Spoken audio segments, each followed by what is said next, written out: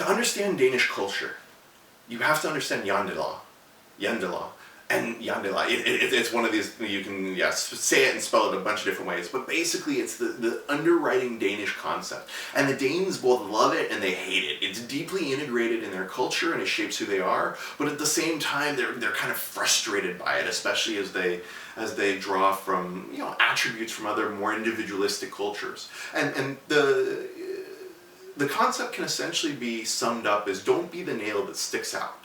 So you're supposed to be excellent. You're supposed to push and drive and be proud and excel and be motivated and driven. But you can't brag about it. Don't be flashy about it. Don't rub it in other people's faces. And so this creates a very interesting balance where the Danes in actuality are extremely I wouldn't say arrogant. They're extremely cocky and they're quite concerned with their image, and they're very proud people, extremely proud people.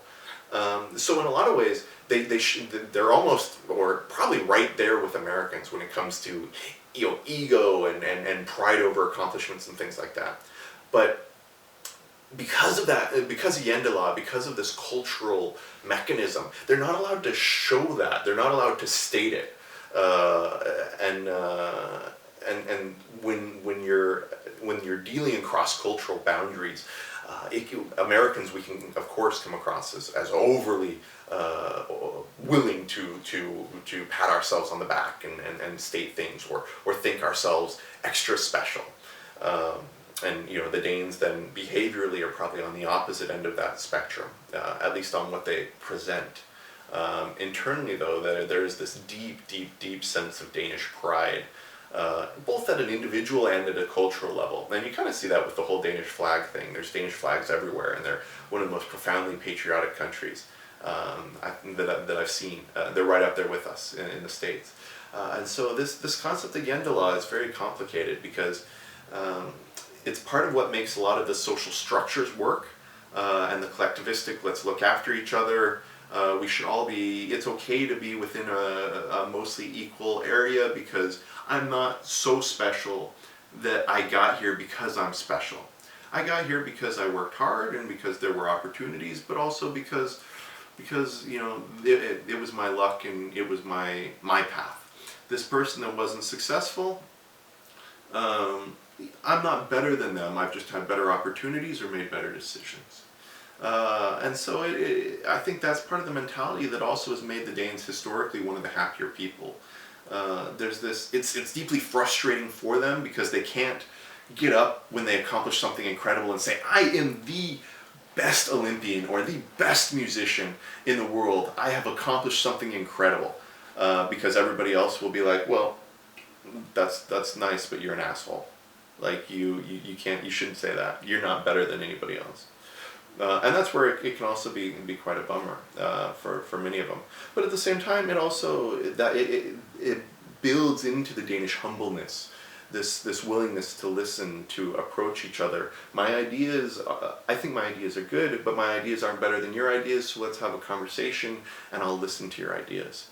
And so this concept of Janteloven, it's something that's very difficult to describe quickly, and it's something you kind of have to experience. But it's something that you really have to be aware of if you want to understand Danish culture, and that you should really look into.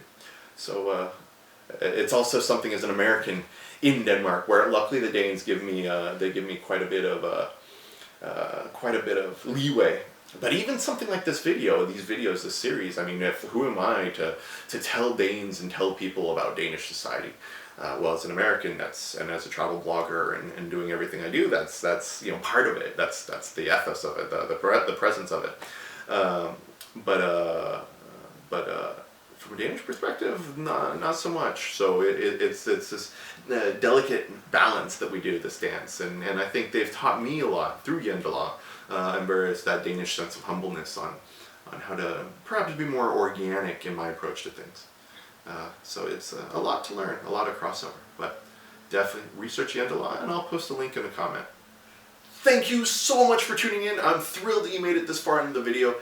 I hope you found it interesting, quirky, informative. Perhaps I answered questions that you've been wondering about for a long time, questions you didn't even know you had, or perhaps you think I'm completely full of bullshit. No matter what, I would love it if you would let me know in a comment. And if you have questions that you want me to cover or that you want me to elaborate on, I love those as well. Please subscribe, a thumbs up, a like, a share, all deeply appreciated. And of course, remember, you can always tune in the Virtual Wayfarer, where I blog about travel and these types of topics on a regular basis. Thank you, open roads, safe travels.